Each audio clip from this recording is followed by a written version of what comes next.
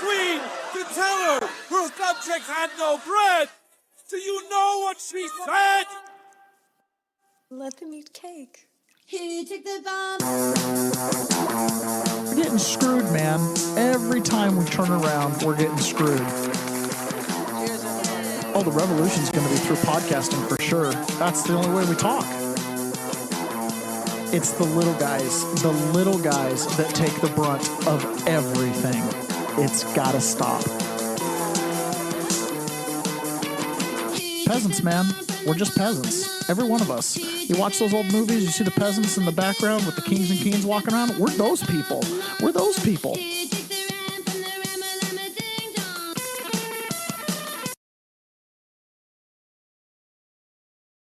Good morning, peasants. Welcome to another episode of the Peasants Perspective. Carlitos was quick on the draw this morning. He says, Grand Rising, Crater Earthers. We're going to the moon. Guess what? We flew by the moon, Ron. Oh. And it looks flat. Yeah. Yeah, you can only see 2 dimensions of it. All right, that's kind of fun. Peasants Perspective. That was you, Ron. Good morning. Settle down, you flat mooners. For Razor, good morning. Welcome, everybody. Glad you guys made it. I hope you guys are buckled in today, because today is the day that it's going to go down. We're going to wake up tomorrow. It's going to be a new world. Uh-oh. One way or another, it's going to be a new world. John Atakis, good morning. Welcome, welcome. So that's my dad there, obviously, John Atakis, right? And he called me the other day, and he's like, hey, I just thought I'd call and talk to you. It's just every day I hear from you, but it's a one-way conversation. Yeah. I'm just broadcasting out a proof of life video every day. Back when I was in prison, you didn't know if I was alive every day or not. Oh, my goodness. I was actually thinking a lot about that for whatever reason, the last 24 hours. And when I went into solitary confinement, okay, back up. So I have no internet at my house. For the next 2 or 3 days, I have no internet. I tried to switch modems. They turned off one modem, couldn't turn on the other one, went to go back to the old modem. Oh, now that one doesn't work. So no internet. So, of course, the kids, figure out, what's a DVD, Dad? That whole thing. And I asked my wife today, I was like, would you rather slavery but streaming internet? Or would you rather freedom and candles and books? That's a good one. And I was like, for me, freedom and candles and books. Yeah. Right. I found some of the greatest freedom when I was in prison, in solitary confinement. But you can understand the people that choose the other choice. Yeah, I can. Yeah. I can understand. It's called TikTok brain. Yeah, exactly. Around, right. You don't have the right priorities in life. In my opinion. But anyways, when I was in solitary confinement, the other inmates on the block that would scream and yell all night long, I was like, man, these guys cannot sit quietly with their thoughts for 24 minutes. It was just nonstop with these guys. And I remember Ryan Nichols one day was telling me, he's like, the big thing that they did for me, he says, I'm not afraid of that cell anymore. And I thought, that's it. When you're not afraid to be on your own, when you're not afraid to sit in a cell, when you're not afraid of your own thoughts and your own mind, that's when you're really free. Because there's really nothing they can take from you at that point. Right. So anyways, I was thinking about that. Not even the blue screens. Huh? Not even the blue screens. Not even the blue screens. Yep. Doug Wyatt, good morning. Glad you made it. Pony Boy as well. You beat Doug Wyatt, actually. I read that backwards. Okay, I know why you guys show up bright and early. Hey, Ron, just so you know, we're only streaming on Rumble. We missing some broadcast time here? Yes, sorry, bro. Let's at least throw X up. YouTube. Let's get it going on. All right, give us just a second. We'll do the simultaneous sip. We've got to add. What are you doing here? I don't know. Can't you just add it? What's going on? There we go. There it is. There it is. All right. Turn them all on. Turn them all on. X. Don't forget X. That's a big one. All right. There you go. Good morning, peasants that are just joining us from the other places. All right. I know why you guys show up bright and early. You guys show up for the simultaneous sip. And all you need is a cup or a mug, a tankard, a chalice, a stein, a canteen, jug or flask, a vessel of any kind. Fill it with your favorite liquid. Today, I like water. And join me now for the unparalleled pleasure of the dopamine hit of the day, the thing that makes everything better, the simultaneous sip. And it starts right now. We must stop the terror. I call upon all nations to do everything they can to stop these terrorist killers. Thank you. Now watch this drive. The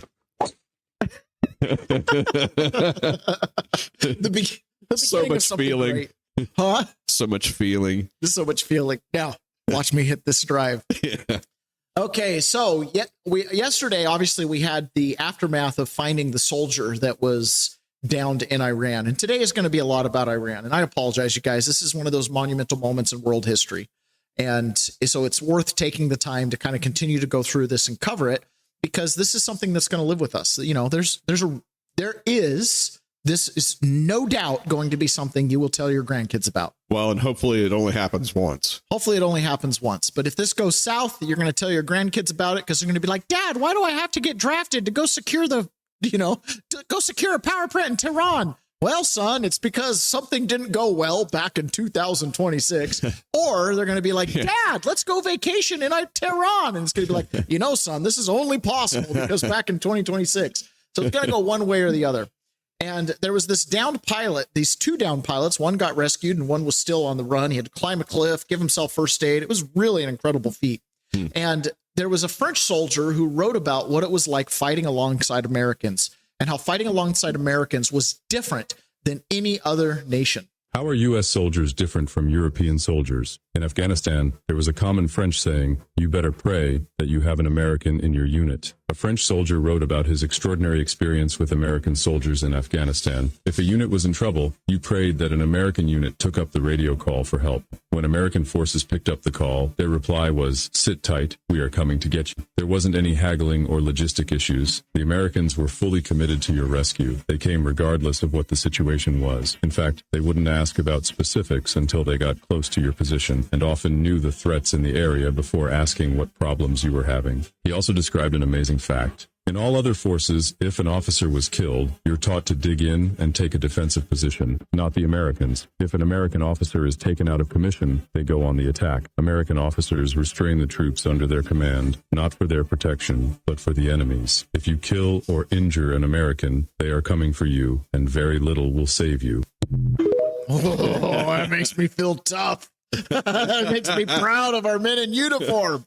I love that. P. Hegseth addressed this yesterday about what it took to go rescue that airman that was, on the run for a full day and night in Iran. And to our adversaries watching from Tehran, let this be a clear message. The United States military will go anywhere at any time to protect our own and complete the mission. We execute with precision. We control the skies. You see, we flew for 7 hours in daylight over Iran to get the first pilot. And we flew 7 hours in the middle of the night to get the second. And Iran did nothing about it. We fight with honor. And under President Trump's leadership, we win. So God bless our troops. God bless President Trump. And God bless the United States of America. Thank you. Hoorah! Like it. That's, it's one of those things. If your sons or daughters sign up to go join in the military, and we've got lots of loved ones that have done that and are doing that, that's the type of leadership we want, right? That when my son or daughter, when my cousin, my brother, my sister ends up stranded on a hillside somewhere on a mission to protect us one way or the other, that if they find themselves stranded, that we will move heaven and earth to go get them. That says a lot about who we are. Even as a culture if and a they don't make it, we know that we did everything we could. Which is what brings so much shame to Joe Biden and what happened at Abbey Gate in Afghanistan when we pulled out. That was shameful what happened there. Yeah, we didn't do everything that we could. We didn't do everything we could to prevent it. We didn't do everything we could to, we almost didn't do anything. We almost didn't do anything. Oh, sorry, we were there for 20 years. Here, take another Apache helicopter. It was insanity. Just replace the batteries. Now, the Iranians were under the impression there was one pilot that had ejected. And so when the one pilot was rescued and the news broke of that. So they just gave up. They kind of gave up. And then a news story broke that there was a second pilot that they hadn't recovered.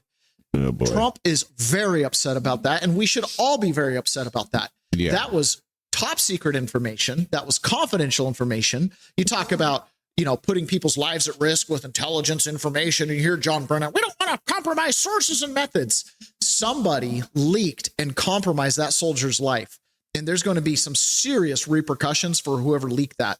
As you probably know, we didn't talk about the first one for an hour, and then somebody leaked something which will hopefully find that leaker. We're looking very hard to find that leaker, and talked about there's somebody missing. They basically said that we have one and there's somebody missing. Well, they didn't know there was somebody missing until this leaker gave the information. So whoever it was, we think we'll be able to find it out because we're going to go to the media company that released it, and we're going to say, national security, give it up or go to jail. And we know who, and you know who we're talking about. There's some things you can't do, because when they did that, all of a sudden, the entire country of Iran knew that there was a pilot that was somewhere on their land that was fighting for his life. And it also made it much more difficult for the pilots and for the people going in to search for him. All of a sudden, they know that there's somebody out there. They see all these planes coming in. It became a much more difficult operation because a leaker leaked that we have one, we've rescued one, but there's another one out there that we're trying to get. So actually, the country, Iran, put out a major notice, you all saw it, offering a very big award for anybody that captures the pilot. So in addition to a hostile, very talented, very good, very evil military, we had millions of people trying to get an award. Now, Elizabeth Warren is really upset because she feels like Trump is profiting off this war because apparently he's going to collect the bounty for having got the soldier. She's pretty mad. Just kidding. That's a joke. She didn't even get it. So somebody's going to jail over that. Either it's going to be the media, the writer that wrote it, or they're going to have to give up their source on that one. National security. Now, how did they find out to begin with? Are these just press secretary people that know things all the time? We don't know because it hasn't been officially announced, but internet sleuths have decided that it was Netanyahu's favorite reporter that might have leaked it and got to the New York Times. So we'll see if there's even jurisdiction over it or not. But either way, that could be a huge stumbling block between Trump and Israel as far as intel communication and stuff like that. Now, the CIA was involved in this rescue as well. And they created a diversion op. So they had like 2 epicenters of search. And they created a diversion op to try to divert a lot of these people that were just out running around on the streets, looking for this downed pilot. And apparently it went pretty well. So Trump always is being criticized about not having a plan. And if you know Trump, if you listen to his campaign rallies for years and years, what does he always say? Don't tell the enemy what you're going to do. Don't tell him when you're going to pull out. Don't tell him when you're going to attack. Like, that's the stupidest thing. But that has been the MO really since Bush. Okay, we're going in next week. Okay, we're going to be pulling out on this date. And it gives the enemy a chance to plan and counterplan. It's just like, what are you thinking? Well, that's really good, right, for press releases. It's really good for bureaucrats and politicians and their relationship with the media because, hey, I've got a top tip for you. We're leaving next week, or we're going in, or we're going to hit this target on such and such date, right? Oh, what a great way to cultivate a relationship. Trump's not having any of that, right? So he's constantly being criticized about not having a plan, just being all haphazard. Simple. I saw somebody said, oh, he doesn't have a plan. I have the best plan of all, but I'm not going to tell you what my plan is. They want me to say, here's my plan. We're going to attack at 9:47 in the morning, and then we're going to do this, and then we're going to... And if you don't do that, they say, I have a plan. These people know what the plan is. Everybody here knows what the plan is. But it's very unfair to say, because I don't mind being insulted. I've been insulted for many years by the fake news. Trump's crazy. He doesn't know what he's doing. I have news for you. He's a stable genius. Okay. Now, Trump has taken a ton of criticism about his post yesterday where he used the F word. Oh, yeah. And he's called them bastards. And he said, open the straight or you'll be living in hell. And then he said, praise be to Allah. Now, the praise be to Allah is kind of mocking, right? So Trump gets asked, why'd you use such vulgarity? Only to make my point. I think you've heard it before. I think you've heard it before. I always, every now and then you'll get someone who does not expose themselves to swear words. That's fine. I've worked on construction sites for most of my adult life. It's like every other word, oh, nail, oh, hammer, oh, Yeah, roof. yeah. Oh, it's a verb. It's an adjective. It's a noun. I love that. I think I don't know if he's Islamic or Hindu or whatever, but he's like, the English language has a very interesting word. It's the F word. And he's like, it's a noun, it's a verb, it's a happy word, it's a mad word, it's a nice word. It can also be a pronoun. It can also be a pronoun. Yes, exactly. Oh, it's also, yeah, exactly. So anyways, it gets the point across. And the only thing Trump has revealed here is he gives Iran these deadlines. Do this by this time or else something's going to happen. And obviously tonight at 8 p.m. Eastern, if they don't capitulate, surrender, then he's taking out power plants and bridges all at once. And it's not going to be phased in. It's not going to be a power plant up in the corner of the country. He plans on hitting them all within like a 4-hour period of time. Mm-hmm. That's a pretty big deal. And you have to recognize the Persians, right? The Iranians, the Iranian army, they're tough fighters. I mean, these guys are dug in. These guys, and apparently what's happening in a big way is there's not communication within the Iranian regime. Right, who they're negotiating with can't figure out how to get the guys on the banks of the Strait of Hormuz to stop launching missiles or threatening or whatever they're going to do. Like they're completely disconnected and discombobulated, but they're tough fighters. Now, this image right here, if you're watching on the video, I understand for you audio listeners, you're just going to hear the context, but this has got to be one of the funniest things ever. It's a meme in and of itself. Donald Trump is saying this right next to the Easter Bunny. Imagine having the Easter Bunny as your hype man for this. Story, and I don't think it gets much more hostile than Iran. They're capable fighters. They're very tough people. And there are others like that. You don't mind when the enemy is weak, but that enemy is strong. Not so strong like they were about a month ago. I can tell you, in fact, right now, they're not too strong at all, in my opinion, but we're soon going to find out, aren't we? Story, and I don't think it gets much more hostile than Iran. That is the most fake looking real thing ever. It's totally real. That one is like, is it AI generated? Gotcha. Trump standing next. Imagine the Easter Bunny. Like, am I supposed to like clap? He's talking about Iran. Dude, I love that man so much. Yes, for those of you that think this is a Trump sycophant show, today it kind of is. Now, there was man. Where's a random independent when you need him? I know. Where's he at? Now, there's a lot of the MAGA world is not divided. Okay. So if you're online and you're seeing a lot of divisive stuff, there are some high profile influencers that have been acquiring a new audience. This new audience is disenfranchised leftists who have TDS syndrome, who are finding a common sense home with people like Tucker Carlson, Candace Owens, Alex Jones to some extent, right?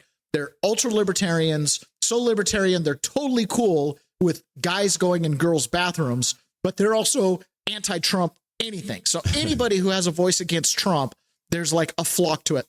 Last night, I was at the KCRP Kitsap Republican Party meeting, and one of the board members recently attended the Democrat Party meeting that they were doing like nominations and stuff. Our local rep up here, Tara Simmons, she's getting run out by the Democrat Party. And the guy that's running against her is like a Democrat that carries a pocket constitution with him, small business owner, hates taxes. He's like, that guy would fit in with us. He's a Republican. And that whole Democrat Party has gone like moderate right wing. They can't figure out why they keep ending up with leftists on their side. I was like, that's revelatory. Okay. That's happening, right? The Democrats are pissed off with their own politicians. About time. It's because they're not electing them either. It all comes down to election fraud. Yep. Now, with that, last night we nominated, or I shouldn't have nominated, we voted to endorse a handful of candidates. I've said this before. And we're going to have a podcast here with the Election Integrity Project pretty soon. He's going to come on the show. Cool. We endorsed candidates yesterday. That's the selection committee where we select who's going to get the Republican nomination or the endorsement. There were less than 40 people in the room. Oh, boy. Okay. You have to get involved. You have to get involved, right? When the Democrats nominated Tara Simmons or any of these other wacko leftists, there probably weren't a lot of people in the room either.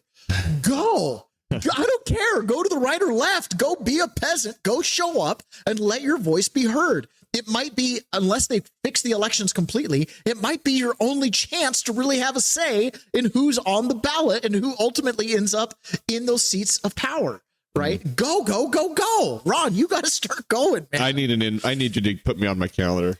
It's the first Monday of every month. First Monday of every month. Just remember that. Okay, so Tucker Carlson yesterday, he has become one of the biggest backstabbing critics. And I like Tucker. I've liked him for a long time, okay? I loved his book, Ship of Fools. He criticized Islam and all that stuff. And I don't know. I don't know what's going on here. Tucker Carlson went over to Qatar, went over to UAE, went and saw the nice clean streets and the law and order. And ever since then, he's been like this convert that's anti-Israel, which is fine, right? I had a discussion with someone at KCRP yesterday. She said, well, Israel is the chosen people. And I'm like, what do you mean by that? She says, well, in the Bible, it says they're the chosen people. I'm like, no, not the ones that are there. Yeah. They're Ashkenazi. They're from Khazaria, Poland, Russia, Lithuania. They're Europeans. They converted about 1,000 years after Christ died. In the Bible, in the Old Testament and New Testament, and Jesus calls them the name stealers. I'm like, they do not, if they're the chosen people because of their bloodline, I'm like, they're disqualified. The Sephardic Jews, yes, right? But they've never left Palestine. And they were the ones that the Ashkenazi Jews killed alongside Muslim Palestinians who also are of the bloodline that never left the area, okay? Go. And I was like, and she goes, and I go, if you actually believe that, this is the thing. If you actually believe they're the chosen people based on conversion, not based on bloodline, you would convert to Judaism. But you don't. She goes, oh, yeah, well, Jesus is king. I said, then why are you talking about the chosen people? Right. They converted to a religion that's not the kingdom of God, our professed Christian faith. And yet you're sitting here going, oh, yeah, they're the chosen people. If you believed it, you'd convert. So therefore, you believe it's a bloodline thing. If you believe it's a bloodline thing, then they're disqualified. And I'm not saying that because I'm anti-Semitic. I'm just saying it as a matter of you actually believe what you believe. You know what I mean? If you actually believe they're the chosen people and conversion could get you there, you'd convert. All right.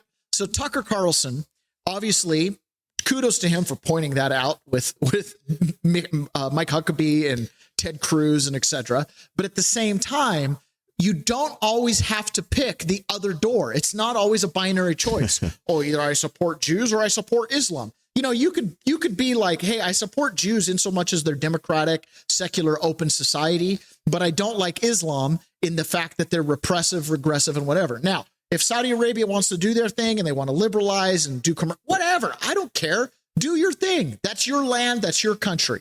But don't bring it here. Don't impose those values here. And if you follow the story, half the Arabic world and the Islamic world hate the extremists within their own, just like a good Christian Baptist doesn't really have a lot in common with a Ku Klux Klan member with a Nazi swastika on his neck. You know what I mean? Like we can say no to our extreme ends without thinking that we have to go binary choice, door 1, door 2. There's always door number 3. Okay. So here's Tucker Carlson criticizing everything Trump's doing in Iran and basically saying, oh, yeah, we're definitely going to escalate to nuclear weapons. So if you reach the end of your conventional power, where does that leave you? Oh, with non-conventional power. What's that a euphemism for? Nuclear weapons. And the effects of that hardly need to be explained. Well, they can't be fully known because modern nuclear weapons have never been used. But you can just draw obvious conclusions, like life in Iran, not possible. So you wipe out a country of 92 million people. Nah. Yeah. Now, if we use nuclear weapons this evening, then I will be very disappointed because we have become the very thing we hate, right? I don't want to become the thing we hate. But at the same time, you have to recognize what it is that we're supposed to hate. Okay, we're supposed to hate the extremists. And if we become the extremists, then bad on us. I don't see that happening here. Now, way back in 1979, this might have been from 1978, the former Shah of Iran was explaining to the Western world, who had become at this point very liberalized, right? This is the Jimmy Carter era. This is post hippies. We've pulled out of Vietnam and we've kind of looked in the mirror and said, are we the baddies? Okay. And he's telling the liberal world, those of you that want to give a voice to the extremist, you can't give them a voice. This is the former Shah of Iran before the Ayatollah took over. Everybody is trying to say, well, let's try to understand these people. these people who are killing, massacring others, the people they don't like, just like flies. But in my case, is to compare it to the most perfect government of the world. In the case of those kind of people, usually there is a tendency, especially in the most liberal circles in the world. So let's try to understand them. Let's establish a dialogue.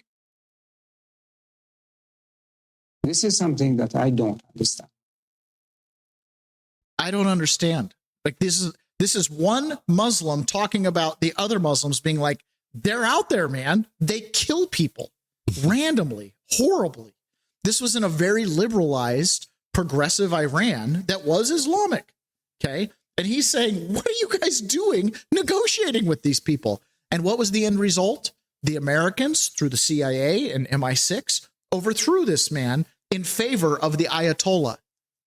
Okay. And we ended up with the regime we have today, who immediately turned on the people who gave them aid and comfort, immediately turned on them, kidnapped Marines, and away we go.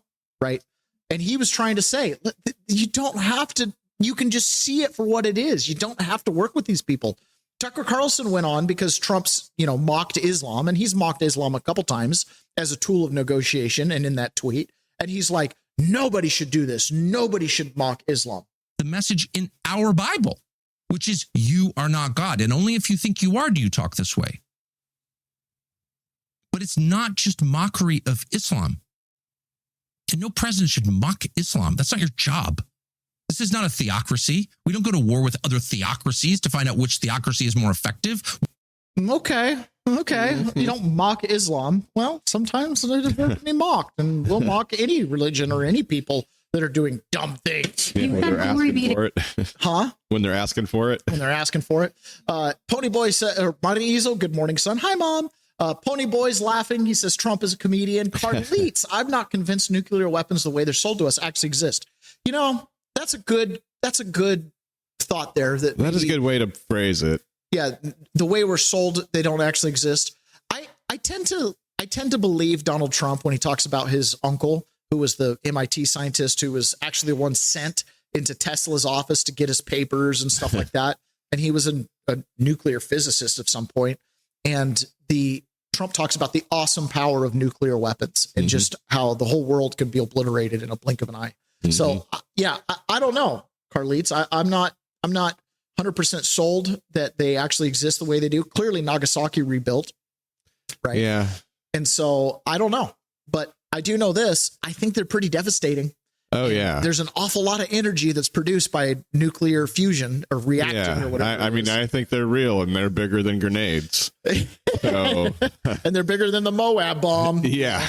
So, yeah, hopefully we don't have to use them. I do think if nuclear weapons go off, it's a world ending event. I actually worry that they're more destructive than we've been sold. Yeah, that's the other way, too, which falls in, they're not the way that were sold to us. They could be more destructive. Right. Especially the hydrogen bomb. When you look at some of the testing like that Russia did on their hydrogen bombs. Ugh. Boy, definitely don't want those popping off in New York City. Right. So Tucker Carlson, part of his response was to this. Trump was asked if, God is on our side. You've said glory be to God in this conflict. Do you believe that God supports the United States actions in this? I do, because God is good. Because God is good, and God wants to see people taken care of. God doesn't like what's happening. I don't like what's happening. Everyone says I don't enjoy this. I don't enjoy it. These two guys don't enjoy it. People say, "Oh boy, they're so tough." I don't like seeing people killed. You've said glory. Yeah. Glory to God. God is good. God doesn't want what's happening. And, in the, I got to sneeze. Just take the camera off. Yeah. I got you. Let me see if I can, let me see if I got something here. Shoot. No. What do we got here? I'm trying. It's circle of death. Over. Okay. No. One of our great listeners approached me last night and said, "Hey, we might get a sponsor, Ron. We might get a direct sponsor. It's going to be fun." Well, with him, we're going to have to try again in a second. Here. Okay. So Donald Trump was asked about, or go for it. Let's do it. It's still not. I'm just putting the camera back on you. Okay. Back up. Okay. So Donald Trump was asked yesterday about basically some of the justification for what we're doing in Iran. And the justification of, oh, there's a repressive regime is not justification in and of itself. It's that the repressive regime was on its way to get nuclear weapons, and they were going to hide the development of those nuclear weapons behind a ballistic missile shield that nobody would encroach on. And that's a very dangerous situation for a regime like this to have. I remember when we invaded Iraq, and I was aware of some of the repression and stuff like that was happening in Zimbabwe under Robert Mugabe. I was like, why don't we go after Robert Mugabe? You know, if we're the world's policeman, why don't we go after Robert Mugabe? And there's a fair argument that we're not supposed to be the world's policeman. We don't tromp around the world looking for dragons to slay. But at the same time, you have to recognize when certain dragons have the capacity to get nuclear weapons and project terror around the world, it has to be dealt with. And there's no better microscope to look at than at their own regime. So this is probably the best. This is the best example. And there were multiple Iranians who posted this and said, this right here